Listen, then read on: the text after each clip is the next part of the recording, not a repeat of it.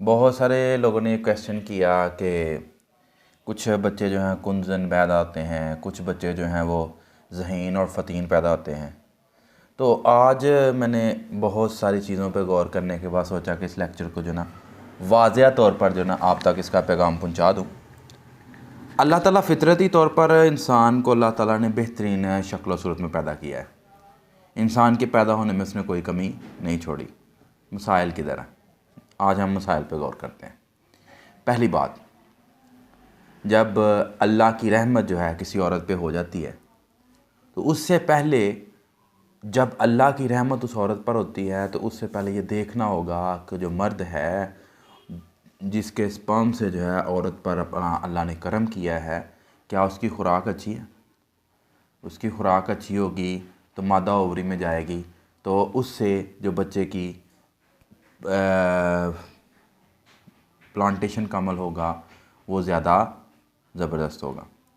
अब जो देखें, माँ की जो खुराक है आज के दौर में, माँ की खुराक जो है वो बेहतर नहीं है।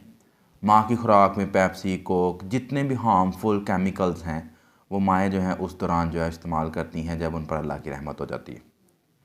आपने कभी गौर किया होगा कि इस वक्त दुनिया में जो ज़हीन और फ़तीन कौम हैं, अगर उसकी रिसर्च उठा कर देखें तो उसमें सबसे बड़ा इंग्रेडिएंट जो ना वो खुराक, बैलेंस डाइट का है। जी हाँ, बैलेंस डाइट। अब माओ की अगर खुराक अच्छी होगी, अगर वो इंग्रेडिएंट्स के तौर पर रोज़ाना की बुनियाद पर खजूर, दूध और मछली का इस्तेमाल करेंगी तो डेफिनेटली जो बच्चे की हेल्थ है उस पर पॉजिटिव इफ़ेक्ट्स होंगे। अब आइए ज़रा थोड़ा सा आगे चलते हैं। अब इस दौरान जब माँ पर अल्लाह का फ़ज़ल हो जाता है, बदकिस्मती से हमारे मुआशरे के अंदर उस औरत को कंफर्टेबल इन्वायरमेंट नहीं दिया जाता। उसको कंफर्टेबल इन्वायरमेंट देना होगा, उसको प्लेजेंट मोमेंट्स देने पड़ेंगे। अब यहाँ पे ना कंफर्टेबल इन्वायरमेंट होता है, उस दौरान हमारी जो गुफ्तगू होती है वो भी कोई इतनी अच्छी नहीं होती है।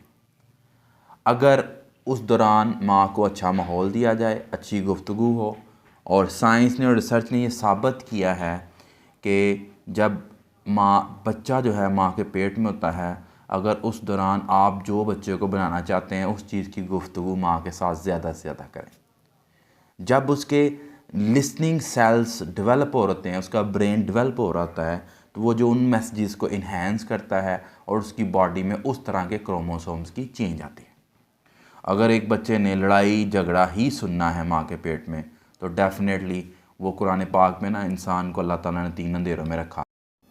तो वो जो 3 अंधेरे हैं, अल्लाह ताला ने इंसान को 3 अंधेरों में रखा, तो वो माँ का पेट है जिसमें इंसान जो है 3 अंधेरों में रहता है। इसकी बड़ी डिटेल है जिस पे बात गुफ्तगू फिर इंशाल्लाह कभी करेंगे।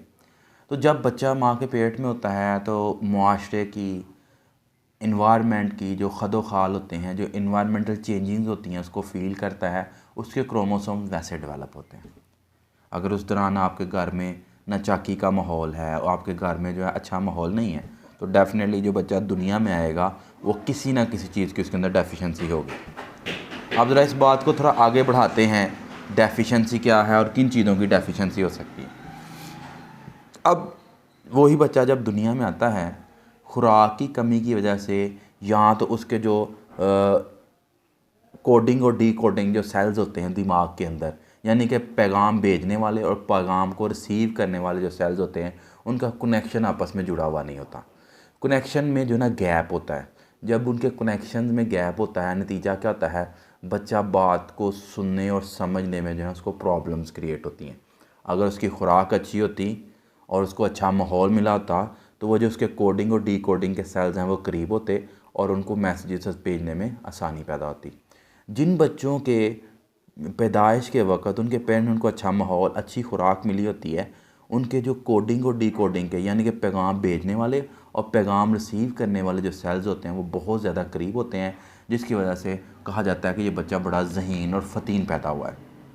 अब सवाल ये पैदा होता है कि ये जो बच्चा जो है, जो ज़हीन और फ़तीन पैदा नहीं हुआ, हमने अपनी खुराक पर जुल्म करके उस बच्चे की पैदाइश से पहले जो हमने खुराक ली, पेप्सी, बर्गर वगैरह खाते रहे, और जो इंग्रेडिएंट्स उसकी हेल्थ के लिए होने चाहिए ना माँ ने इस्तेमाल किए ना बाप ने इस्तेमाल किए, अब उसकी कमी को दूर कैसे किया जा सकता है। वो बच्चा दुनिया में आ चुका है, उसने दुनिया में सांस ले ली है। अब उस कमी को दूर करने के लिए सबसे बेहतरीन अल्लाह ताला ने इंसान को जो तोहफ़ा दिया है वो है माँ का दूध।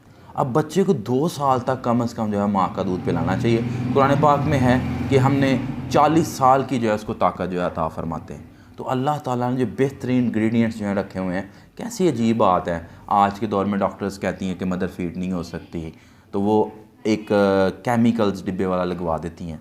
आप इमेजिन करें, अल्लाह पर तवक्कुल, इसका मतलब है जानवरों का ज़्यादा है और इंसानों का कम है। जानवर तो कोई इंग्रेडिएंट्स इस्तेमाल नहीं करते, वो कोई डिब्बे का दूध नहीं इस्तेमाल करते, और इंसान का बच्चा जिसको अशरफुल मखलूक़ात कहा जा रहा है, उसको जो है ना पहले दिन ही केमिकल्स पे लगा दिया जाता है और हेल्थ कॉन्शियस होने की वजह से मदर फीड्स नहीं दी जाती। दूसरी जो बड़ी इम्पॉर्टेंट बात है वो ये है, क्योंकि मैं सोशल मीडिया के ऊपर ये बात कर रहा हूँ, तो मैं बहुत सारी बातें जो हैं वो, चूँकि मैं सोशल मीडिया पे ये बातें कर रहा हूँ, इसलिए जो है मैंने इस वीडियो के अंदर कोशिश की है आपको बात जो ना आसान लफ्ज़ों में समझाने की और वजाहत में जाने की कोशिश नहीं की है। अब थोड़ा सा सफ़र आगे करते हैं। जो बच्चे हम समझते हैं कि ये डल माइंडेड पैदा हो गए हैं, अब उनके लिए करना क्या है। जो स्लो लर्नर हैं या डिसलेक्सिया हैं, उनको आपने इन्वायरमेंट अच्छा देना है, उनकी खुराक अच्छी करनी है और उनके साथ शफ़क़त वाला माहौल रखना है।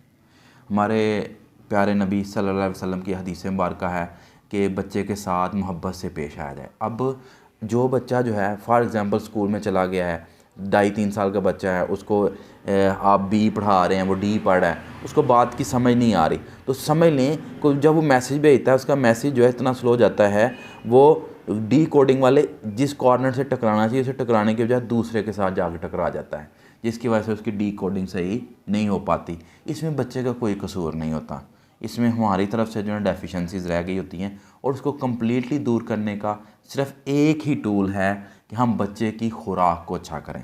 जब बच्चे की खुराक अच्छी करें, फिर उसका एनवायरनमेंट अच्छा करें, घर में जो है ना बहुत प्लेजेंट एनवायरनमेंट उसको दिया जाए। आहिस्ता आहिस्ता जो है 10 साल की उम्र तक जाते जाते साइंटिफिक रिसर्च के मुताबिक उसके कोडिंग और डी कोडिंग वाले जो सेल्स हैं दिमाग में वापस में कनेक्ट हो जाते हैं और वो बच्चा भी फिर नॉर्मल बच्चों में शुमार हो जाता है।